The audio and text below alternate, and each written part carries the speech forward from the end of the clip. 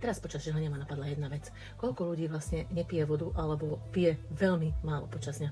A pritom naše telo je zväčša z vody a potrebuje ju skôr, než si to vôbec uvedomíme.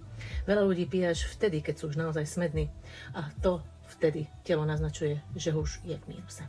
A potom sa to prejaví úplne nenápadne, bolesťou hlavy, bez nálady, bez chute, ste malátni a vyžierate sladké.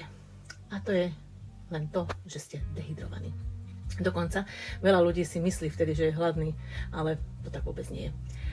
Stačí pritom tak málo začať deň s pohárom vody a piť pravidelne aj vtedy, keď ste smední. Nielen vtedy, keď už telo si žiada a vypijete pol litra.